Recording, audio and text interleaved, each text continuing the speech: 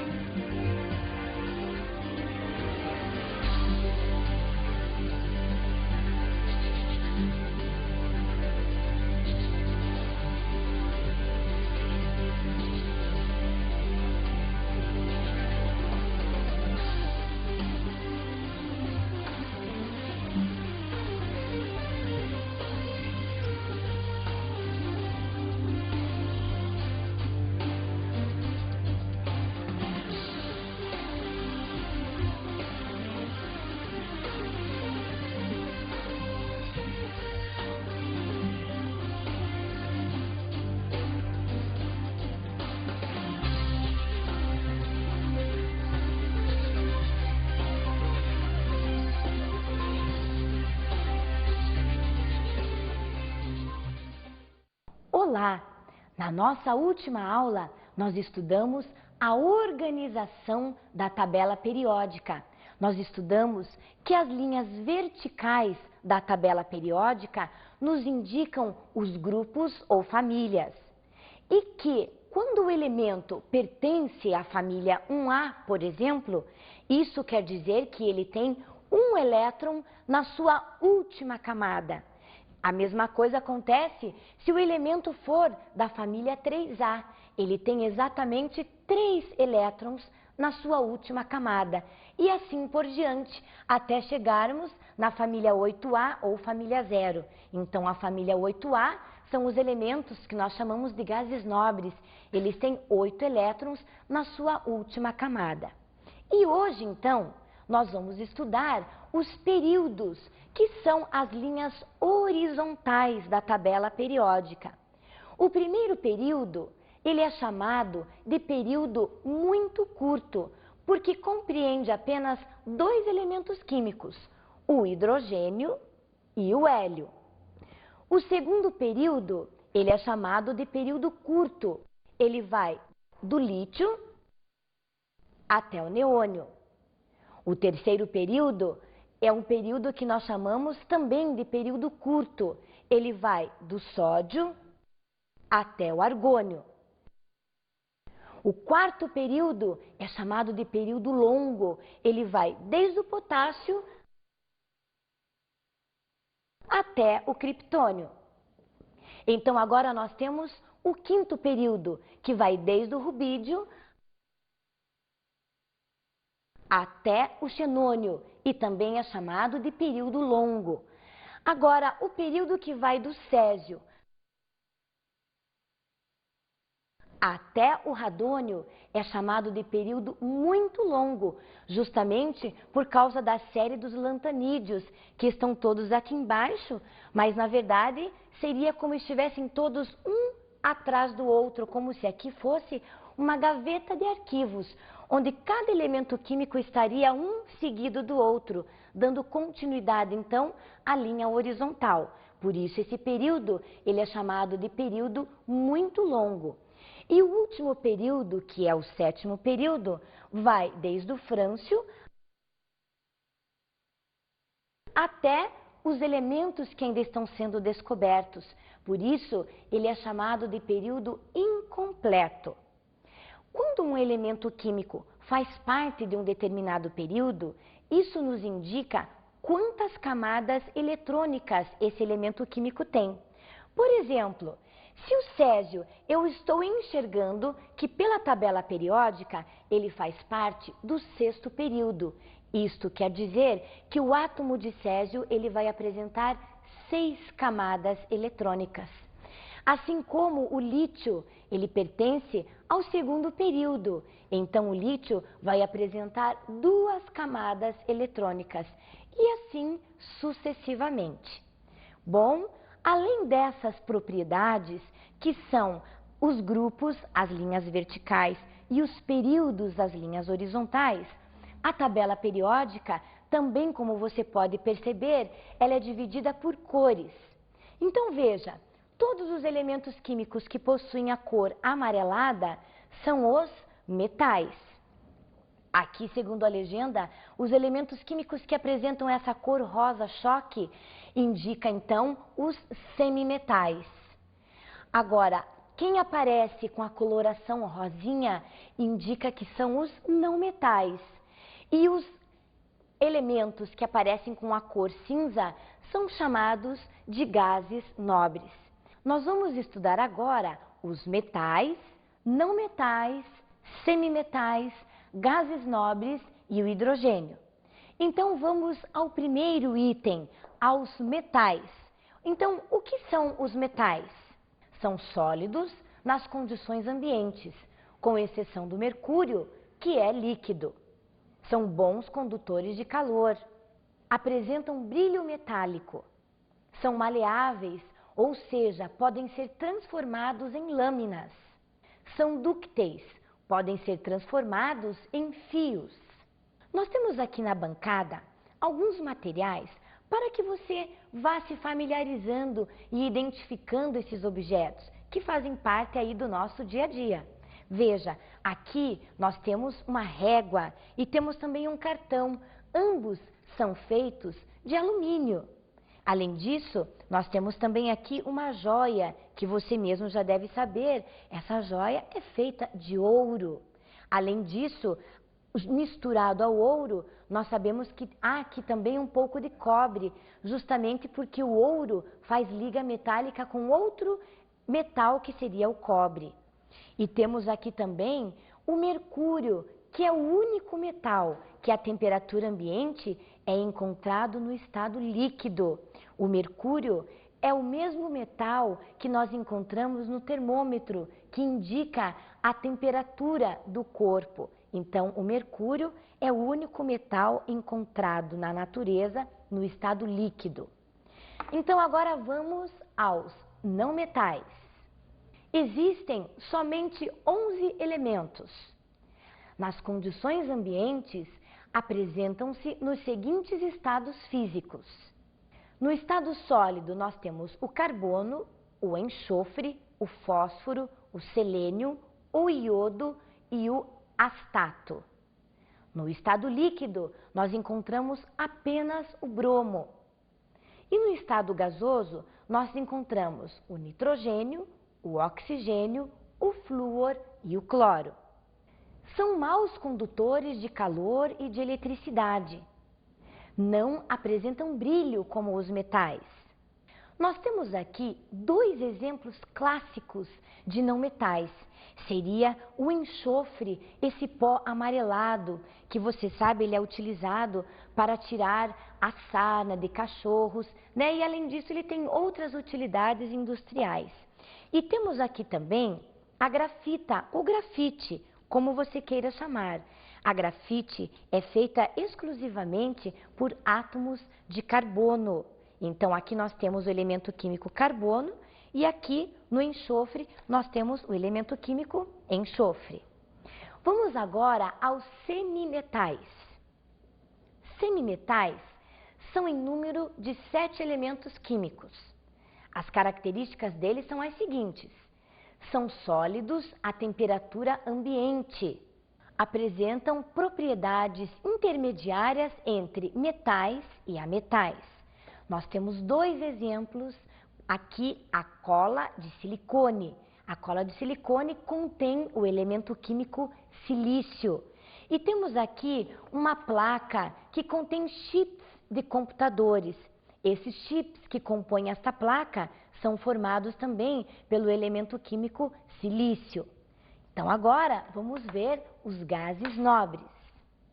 Os gases nobres são representados pela cor cinza claro e são eles: hélio, neônio, argônio, criptônio, xenônio e radônio.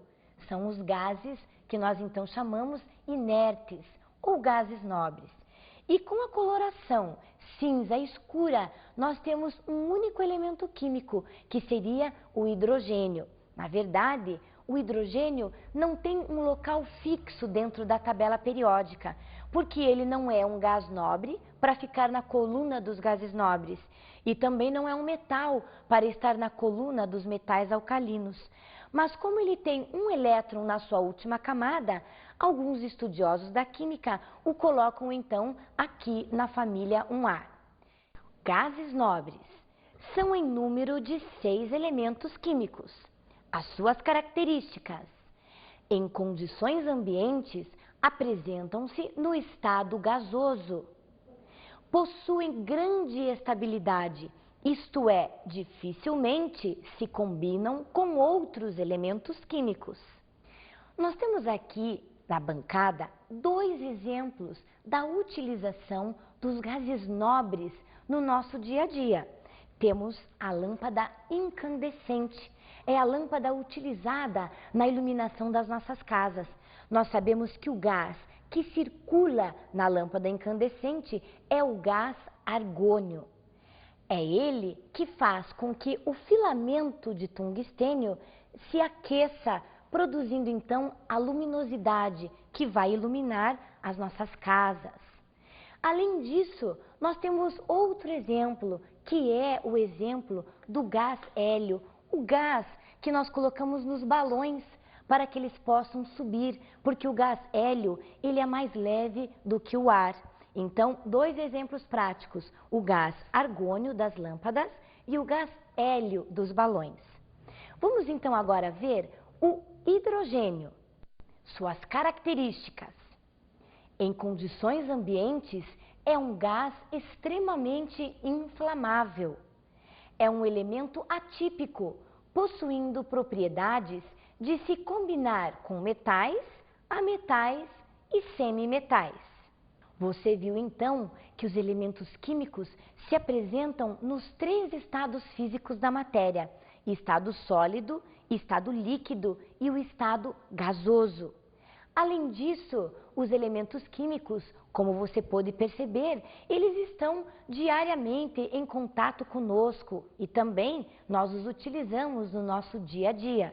Vamos ver então agora alguns exemplos práticos da utilização dos elementos químicos.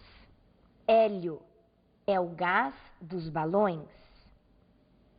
O cálcio, ele é o próprio mármore. O bário é utilizado nas velas de ignição do seu automóvel. O sódio, ele é a soda cáustica usada para desentupir pias, ralos e esgotos. O hidrogênio é o gás combustível dos foguetes. O cobre é utilizado como fios elétricos. O níquel é o metal que compõe as moedas que utilizamos no nosso dia a dia. O alumínio compõe os aviões e os automóveis. O carbono, nós temos ele em duas formas, o diamante e a forma de grafita ou grafite. Nós vamos para um breve intervalo e voltamos daqui a pouquinho. Até já!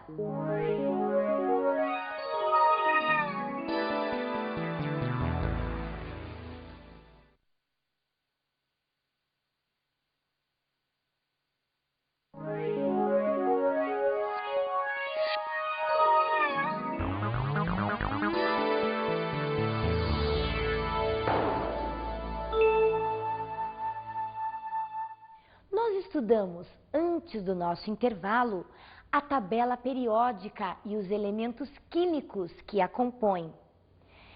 É maravilhoso saber que apenas 90 elementos químicos conseguem produzir uma quantidade enorme de substâncias químicas. Desde seres inanimados, como por exemplo as rochas, até mesmo o homem, os vegetais e os animais. E é através das ligações químicas que nós conseguimos obter esta gama de substâncias químicas. Como nós já vimos nas aulas anteriores, nós comparamos os elementos químicos às letras do alfabeto. As letras do alfabeto são apenas 23 letras, mas com elas nós conseguimos criar várias palavras, inclusive com significados diferentes. Assim também nós podemos, com os átomos, formar inúmeros compostos com características diferentes, como você viu no início da nossa aula, no clipe de introdução.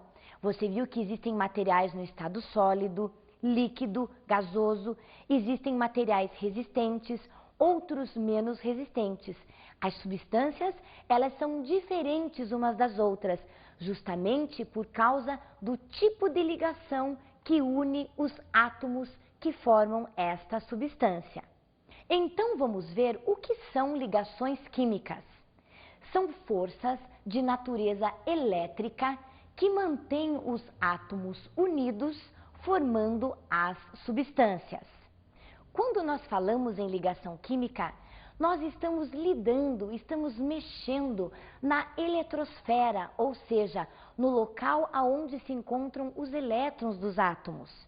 É a última camada que determina, então, se o átomo é estável ou não. Então, os átomos, eles fazem um verdadeiro rodízio de elétrons. Ora compartilham, ora um perde, ora um ganha elétron, até que todos atinjam a estabilidade.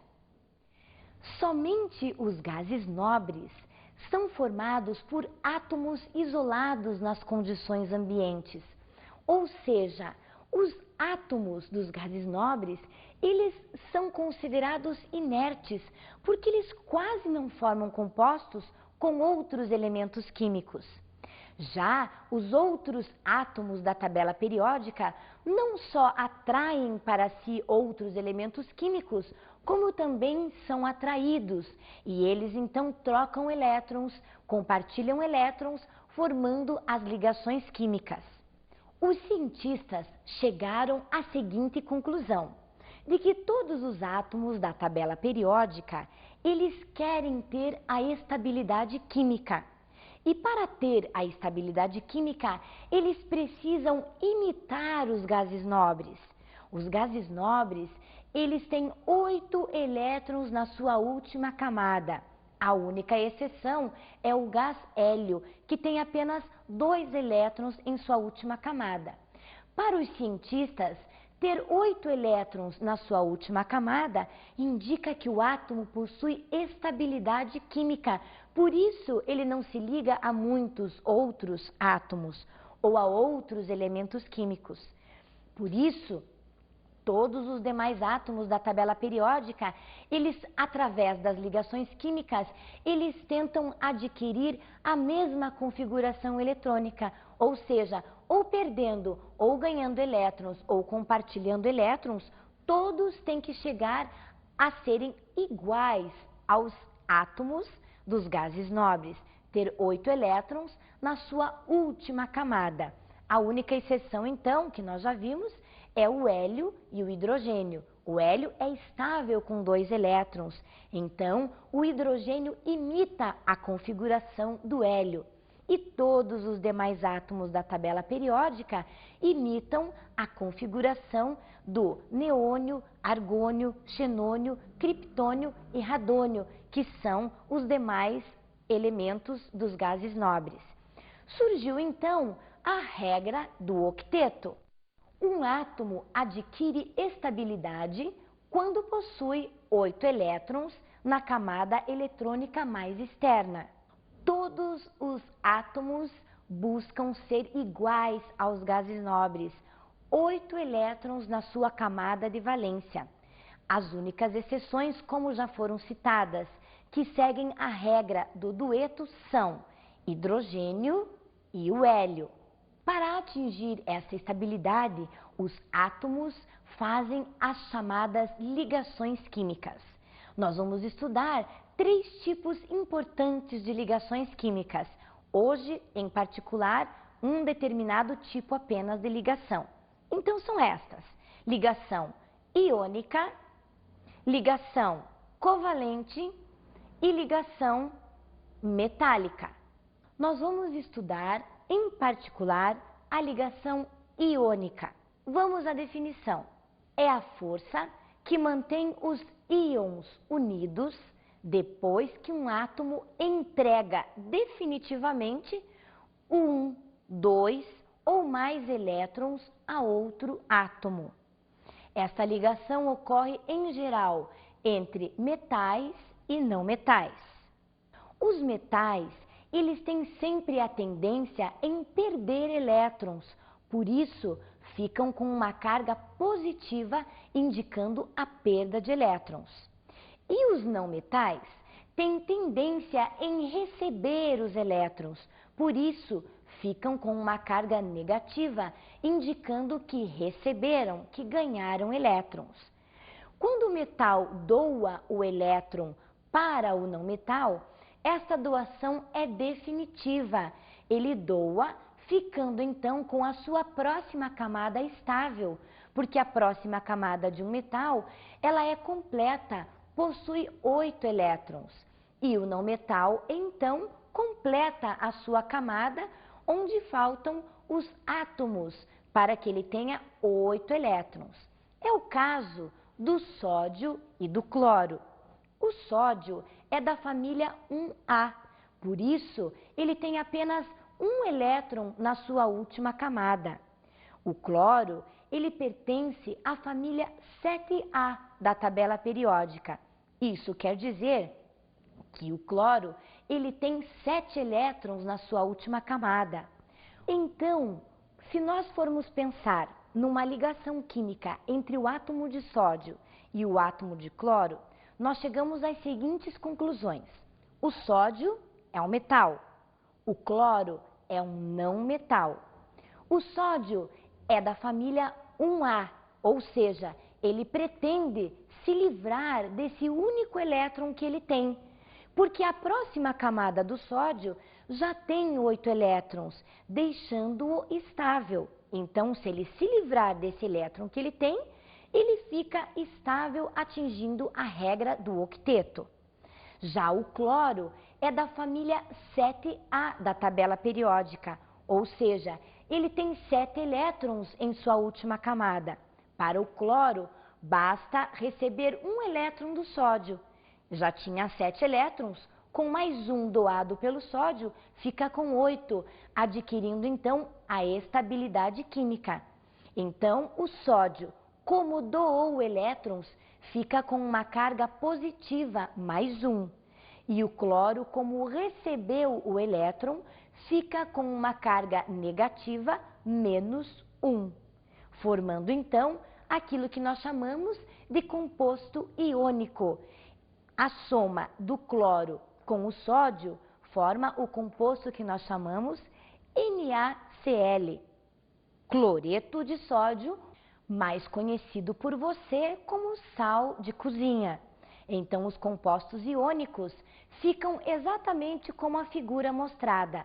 Os átomos de sódio são as esferas menores e o átomo de cloro são as esferas maiores. Então, esses compostos, eles se unem e esta união é feita pela ligação iônica. Então, a ligação é a força que mantém estes átomos unidos. Outro exemplo também de ligação iônica é essa que nós vamos explicar para você agora. A ligação entre o bário, que é um metal da família 2A, e o oxigênio, que é um não metal e pertence à família 6A. O bário, que pertence à família 2A, tem 2 elétrons na sua última camada.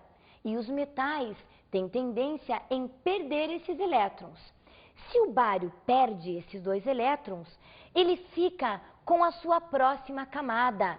A próxima camada do bário, ele tem 8 elétrons. Então, se ele perde esses 2, ele fica instável com a sua próxima camada. Já o oxigênio, por ser da família 6A, precisa de mais 2 elétrons para completar a sua camada com 8 elétrons. Então, o bário gentilmente doa 1 elétron, o oxigênio, então, que tinha 6, agora tem 7, e o bário novamente doa o seu segundo elétron, ficando então o oxigênio com 8 elétrons na sua última camada. Como o bário ele perdeu 2 elétrons, a sua carga fica positiva, mais 2, indicando a perda de 2 elétrons. Já o nosso amigo oxigênio, como precisava ganhar 2 elétrons, acabou então ficando com os 2 elétrons do bário. Logo, a carga do oxigênio ficou negativa, menos 2, porque ele recebeu 2 elétrons. Então, nós temos aqui um composto iônico, um composto que forma cargas, onde um perde e o outro recebe. Então, para fazer a ligação entre o bário e o oxigênio, nós utilizamos apenas um bário e apenas um átomo de oxigênio. Esse composto é conhecido e é chamado cientificamente por óxido de bário. Muito bem, assim como o sódio e o cloro, o bário e o oxigênio, existem inúmeras maneiras de unirmos metais e não metais nas ligações iônicas. Os átomos chegam a perder até 3, 4 elétrons, mas outros átomos, ou seja, os não metais, recebem esses elétrons perdidos. Então, esse tipo de ligação, onde um átomo doa o seu elétron e o outro recebe, é chamado então de ligação iônica.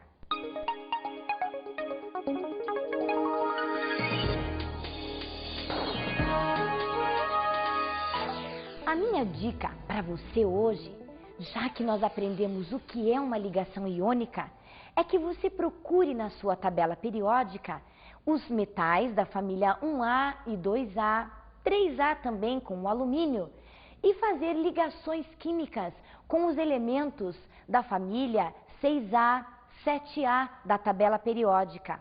Assim, você vai poder entender um pouco melhor como é feita a ligação iônica. E além disso, você também já pode começar a pesquisar como é feita a ligação covalente, como é que os átomos se ligam uns nos outros, formando então a covalência. Bom, hoje nós ficamos por aqui, mas eu espero você então na nossa próxima aula. Então, até lá!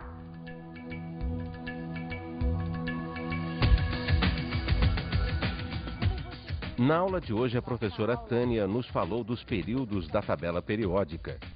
Nós vimos que a tabela periódica é dividida em 7 períodos e que esses períodos indicam as quantidades de camadas eletrônicas que cada átomo possui.